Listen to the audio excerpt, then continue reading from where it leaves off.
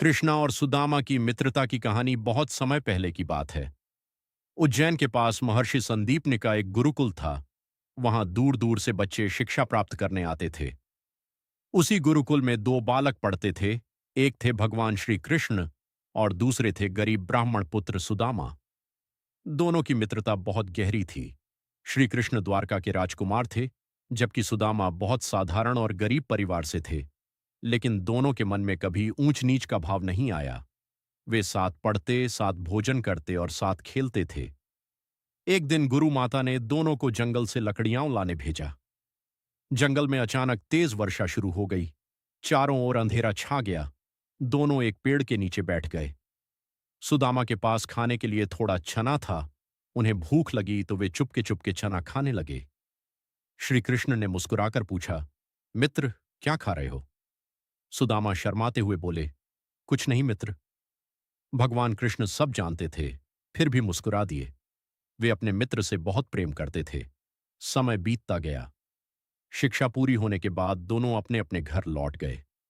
श्री कृष्ण आगे चलकर द्वारका के राजा बने और सुदामा एक गरीब ब्राह्मण के रूप में जीवन बिताने लगे। सुदामा बहुत गरीब थे। उनके घर में कई बार खाने तक की व्यवस्था नहीं होती थी।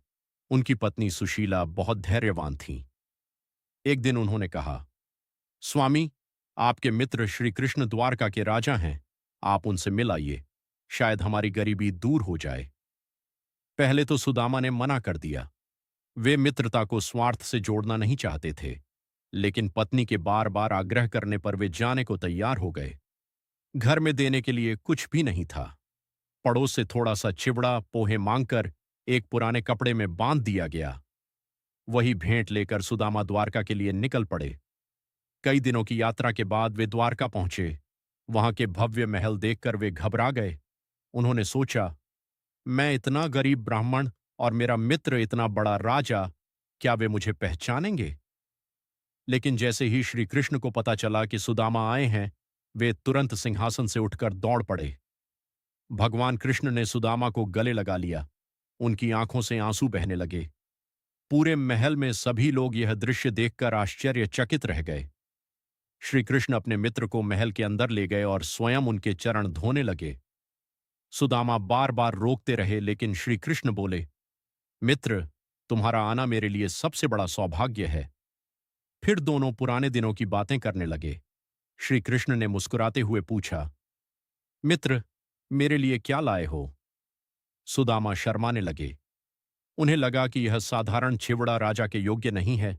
लेकिन भगवान कृष्ण ने स्वयं वह पोटली छीन ली और बड़े प्रेम से चिवड़ा खाने लगे। वे बोले, मित्र के प्रेम से बढ़कर संसार में कुछ नहीं।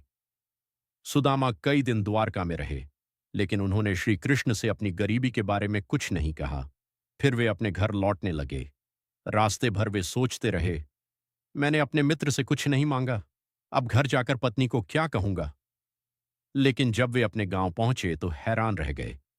जहां पहले उनकी टूटी फूटी झोपड़ी थी, वहां अब एक सुंदर महल खड़ा था। उनकी पत्नी सुंदर वस्त्रों में खड़ी थीं। चारों ओर सुख समृद्धि थी। सुदामा समझ गए कि यह सब भगवान श्री कृष्ण की कृपा है। उन्होंने बिना मांगे ही अपने मित्र की सारी परेशानियां दूर कर दीं। सुदामा की आंखों में आंसू आ गए। वे बोले, सच्चा मित्र वही होता है जो बिना कहे अपने मित्र का दुख समझ जाए। तभी से कृष्णा और सुदामा की मित्रता संसार में सच्ची दोस्ती का सबसे सुंदर उदाहरण मानी जाती है। सीख सच्ची मित्रता में अमीरी गरीबी का भेद नहीं होता। भगवान सच्चे प्रेम और भक्ति से प्रसन्न होते हैं। जो दूसरों का सम्मान करता है, उसे जीवन में सुख और सम्मान अवश्य मिलता है।